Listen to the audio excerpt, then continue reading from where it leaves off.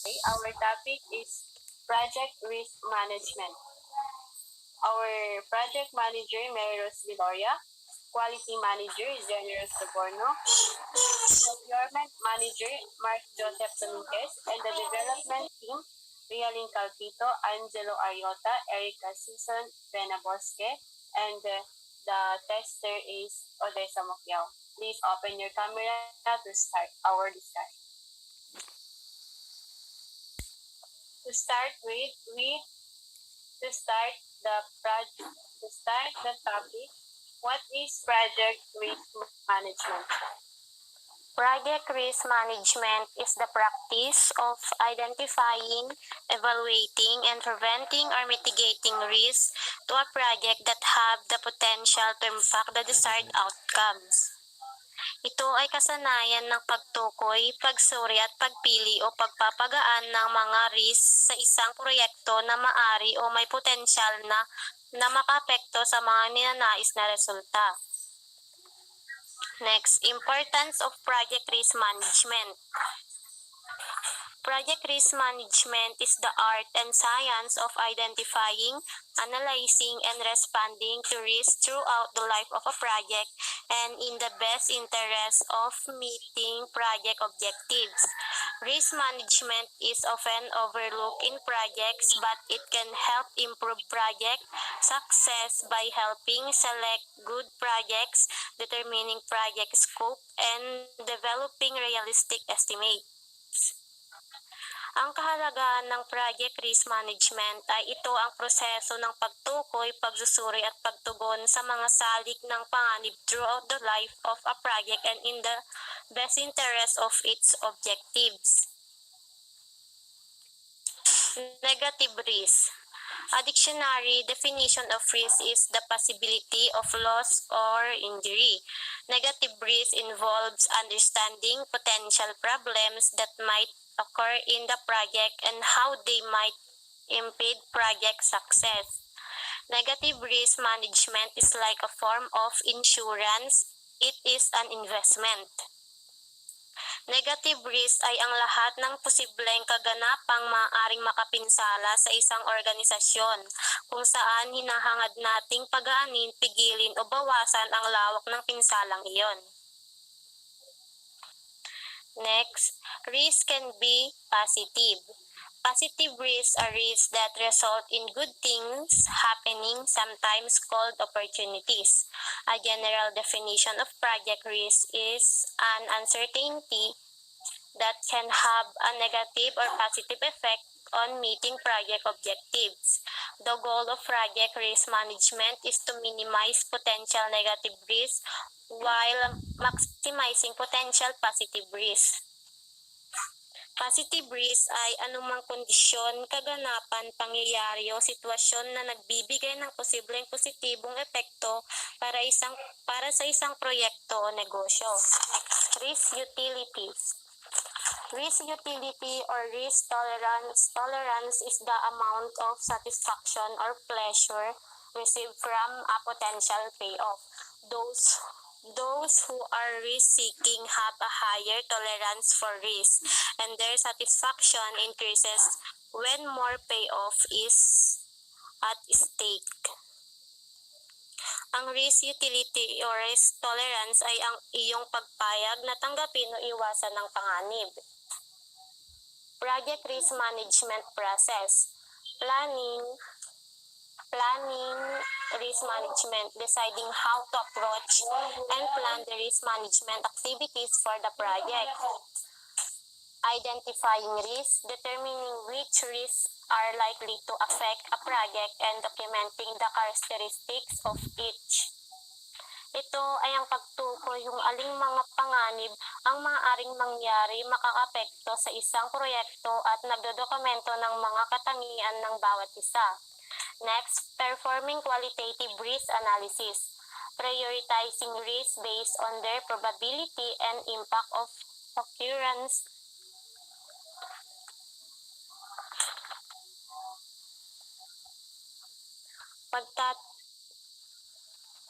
Inuuna ang mga panganib batay sa kanilang posibilidad at epekto ng pangyayari. Performing quantitative risk analysis, numerically estimating the effects of risk on project objectives. Pagtatansya ng numero ang mga epekto ng mga panganib sa mga layunin ng proyekto. Next, planning risk responses, taking steps to enhance opportunities and reduce threats to meeting project objectives. Paggawa ng mga hakbang upang mapahusay ang pagkakataon at mabawasan ang mga banta sa pagkamit ng mga layunin ng proyekto. Next, monitoring and controlling risk. Monitoring identified and residual risk, identifying new risks, carrying out risk response plans, and evaluating the effectiveness of risk strategies throughout the life of the project. Pagmumonitor at pagtukoy sa natitirang mga panganib, pagtukoy sa mga bagong panganib at pagsusuri sa pagiging epektibo ng mga risk strategies throughout the life of the project. Project Risk Management Summary. Every organization is exposed to risk. A risk management is how we handle those risks or kung paano natin i-manage yung panganib. It could be negative or positive. But for risk management plan, it describes detailed document of risk management process. May be developed by key stakeholders including senior management, compliance officers, department managers to address risks that are high level and strategic. Or in a project management setting, a project manager works with the project from to develop a risk management plan particular to project risk.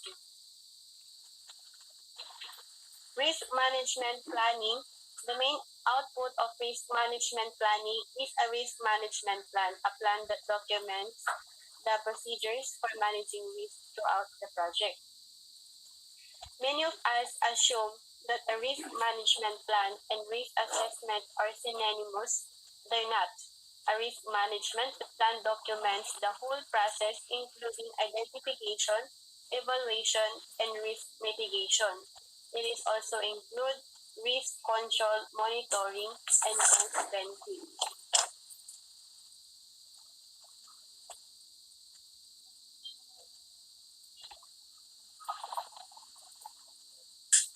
To build an effective risk management plan, you should consider this best practice.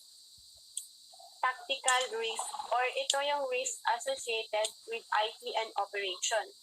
Negative risk when performing sub-project risk management. Regardless of the risk management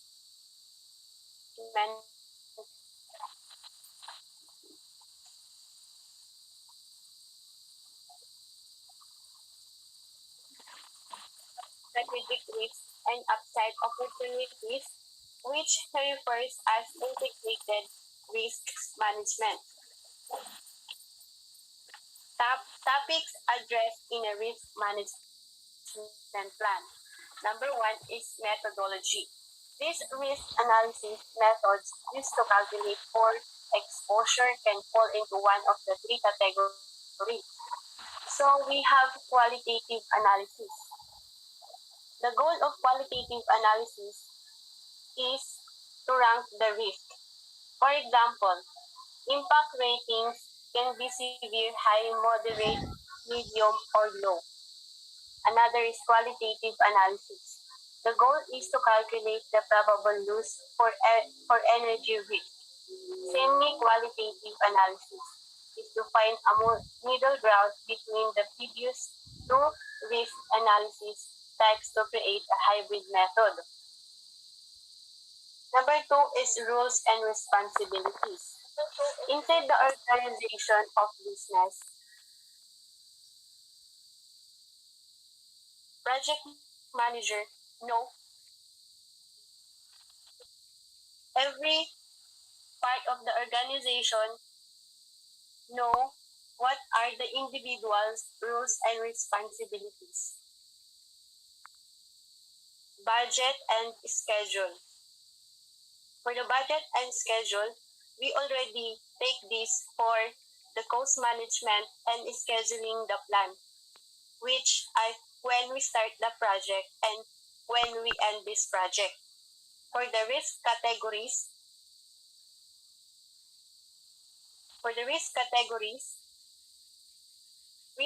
the project manager should know how to categorize the risk in order to to identify what are the risks in a project. Next is the risk probability and impact. These are the list of probable impact of the risk, whether it is a negative or positive risk in our project. Next is the risk documentation.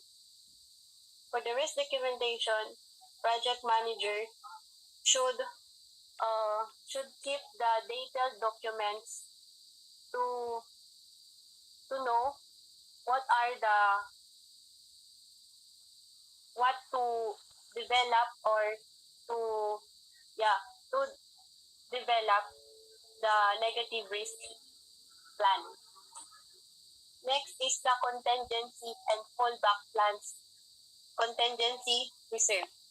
Contingency plans are predefined action that the project team will take if an identified risk event occurs. Fallback plans are developed for risks that have a high impact on meeting project objectives and are put into effect if attempts to reduce the risk are not effective. So, the dissimilar of these two plans is the contingency have a future plan B. If yung plan A is not fulfilled, then we have the plan B to execute. But the fallback plans, if na filled na yung contingency plans, so wala na.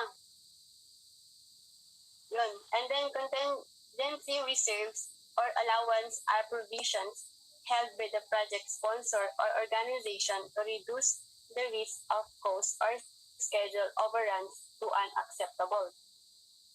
Common sources of risk and information technology projects. Several studies show that IT projects share some common sources of risk. So, ito na nga yung sinasabi natin. So, mga IT projects natin is kung kukuha ka doon sa sources ng isang IT student, then hindi magkaparehas kayo.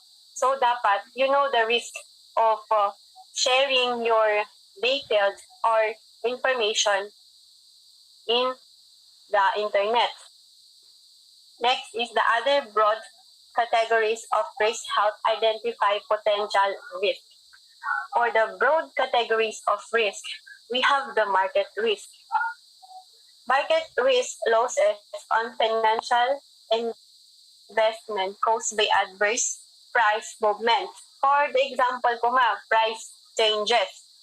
Kung ikaw ay isang negosyante, then kung bumaba yung presyo ng produkto is yung product mo naman is good quality.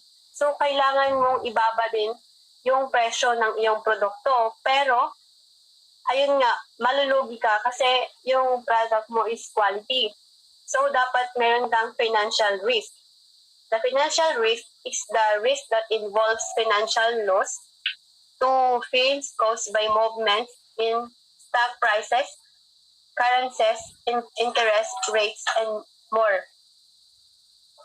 So, yun nga, kung may financial status ka, kasi minsan kung meron kang negosyo na maganda naman yung quality, pero yung demand kasi kung bababa yun, is bababa rin yung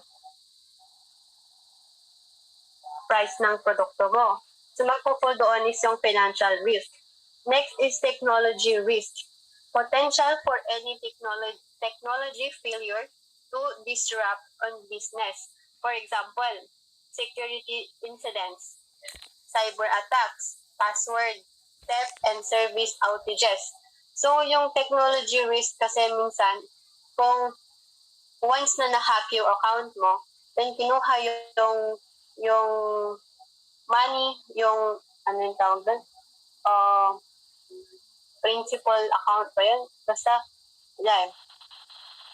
So, kung nabuksan yung account mo, then magpo-fall doon is yung theft. Mananakaw yung mga financial mo doon. People's risk is the risk of financial losses and negative social performance related to inadequacies and human capital resources. Example, this results in human errors or unethical behavior. So, kung yung kasamahan mo naman is may unethical behavior, is hindi niya nagagawa yung roles and responsibilities niya inside the organizations. So, magre-risk ka na doon dahil kung hindi maganda yung good ng work ng katrabaho mo, hindi maganda yung flow ng negosyo. For the structure or process risk, negative social performance related to failed internal business process within every aspect of the business. For the risk breakdown structure, a risk breakdown structure is a hierarchy of potential risk categories for a project, similar to a work breakdown structure but used to identify and categorize risk. So, one way of determining project scope is through the use of work breakdown structure. This is the sample risk breakdown structure. Under IT project, it categorized into 4, which is business, technical, organizational, project management. Under business, we should know who are the competitors, suppliers, and cash flow in our project. The technical, the resources. Organizational, who are the roles and responsibilities of each manager. For every department, for project management, we have the estimation, the resources. Identifying risk. Identifying risk is the process of understanding what potential events might hurt or enhance a particular project. Risk identification tools and techniques include the brainstorming, interviewing, SWOT analysis. For the brainstorming is a technique by which a group attempts to generate ideas or find a solution for a specific problem by amassing ideas spontaneously and without judgment. So ito yung ginagawa natin before we execute or traditionally practices.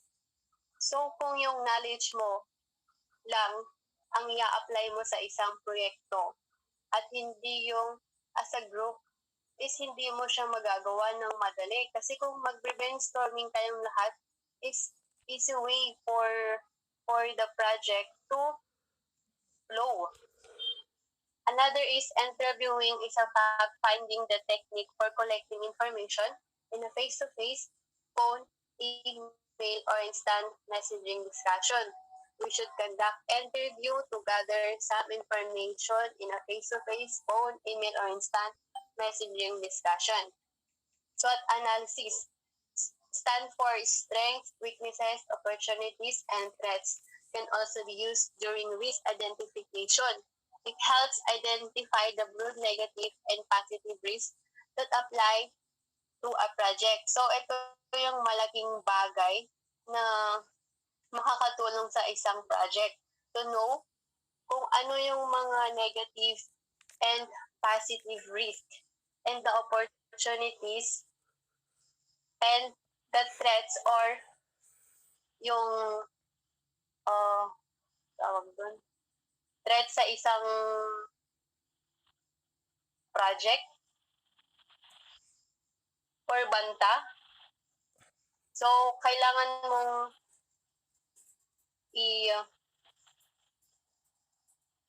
sundin yung mga process para magawa yung project ng maganda. Next is the REST register.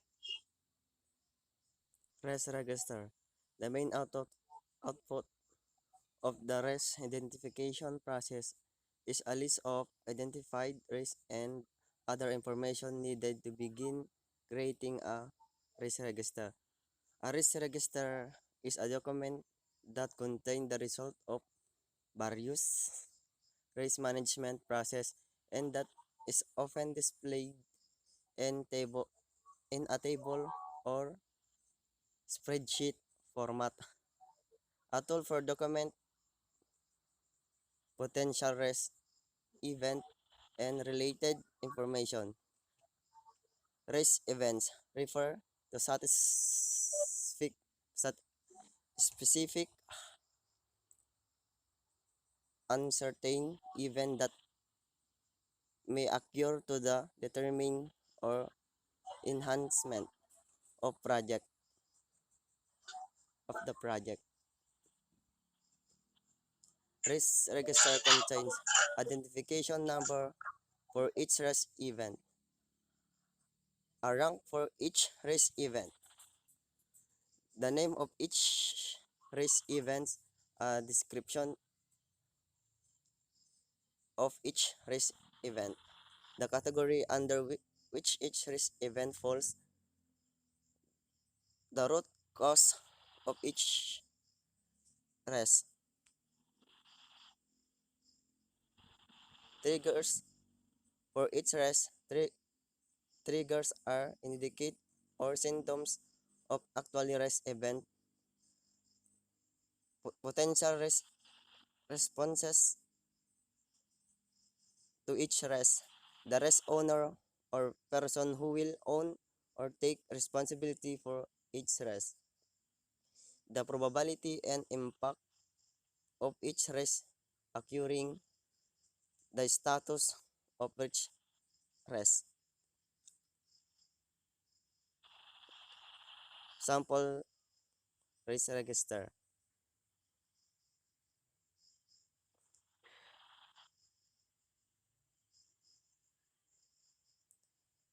Performing qualitative REST analyzing. Assess the likelihood and impact of identified REST to determine their magnitude and priority. REST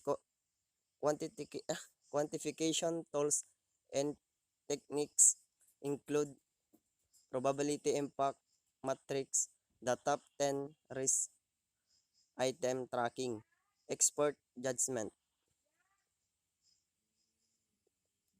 probability impact matrix. A probability impact matrix or Charles,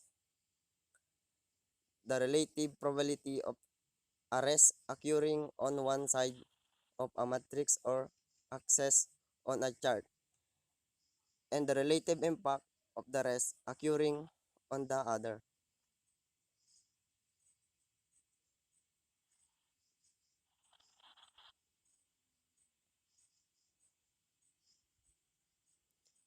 Sample probability impact matrix. Chart showing high, medium, and low risk technologies. Top 10 risk item tracking. Top 10 risk item tracking is a qualitative risk analysis tool that helps to identify risk and maintain and answer risk throughout the life of a project. Establish a periodic review of the top 10 project risk items. List the current ranking, previous ranking, number of times the risk appears on the list over a period of time, and summary of progress made in resolving the risk item.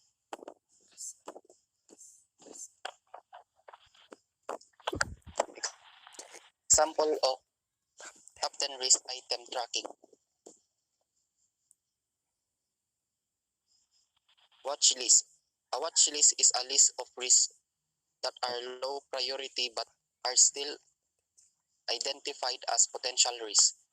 Qualitative analysis can also identify risks that should be evaluated on a qualitative basis. Sensitive analysis. Sensitive analysis is a technique used to show the effect of changing one or more variables on outcome.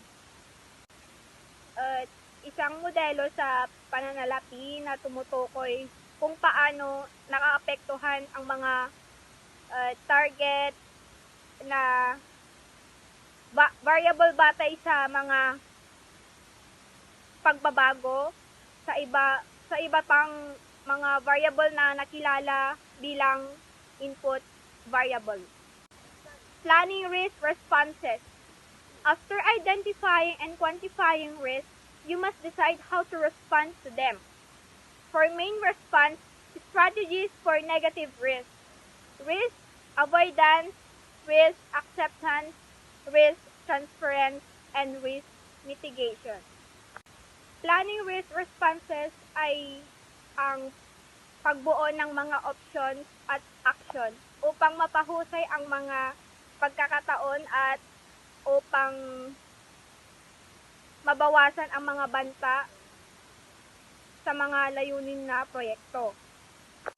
General risk mitigation strategies for technical, cost, and schedule risk. Risk mitigation also includes ang mga aksyon na inilagay upang harapin ang mga issue at ang mga epekto ng mga isyung iyon tungkol sa isang proyekto. It can be identified and accepted as part of project planning so all members are aware of potential performance risks. These are response strategies for positive risk. There are risk exploitation, risk sharing, share enhancement, and risk acceptance. For positive risk kasi ay maaring magbigay ng magagandang pagkakataon if you harness them effectively.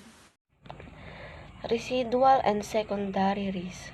It's also important to identify residual and secondary risks. Residual risks are risks that remain after all of the response strategies has been implemented. Secondary risks are a direct result of implementing a risk response. So, mahalaga din na tukuyin ang mga nalalabi at pangalawang panganib. Ang mga natitirang panganib ay mga panganib na nanatili pagkatapos maipatupad ang lahat ng mga diskarte sa pagtugon. So next is monitoring and controlling risk. Involves executing the risk management process to respond to risk event. Main output of risk monitoring and control are risk register updates, organization process assets updates, change requests, updates to the project management plan, and other project documents. So ito raw ay kinasasangkutan ng pagsasagawa ng proseso ng pamamahala sa peligro sa tumugon sa mga panganib na kaganapan. So the next is using software to assist in project risk management. Risk register can be created in a simple Word of Excel file or a part of a database. More sophisticated risk management software such as Monte Carlo simulation tools help in analyzing project risk. You can purchase add-ons for Excel and Project 2007 to perform simulation. So the next is result of good project risk management. Unlike crisis management, good project risk management often goes unnoted. Will-run projects appear to be almost effortless, but a lot of work goes in running a project well. Project management should strive to make their jobs look easy to reflect the result of well-run project. At dito na po nagtatapos ang aming report. Thank you so much po.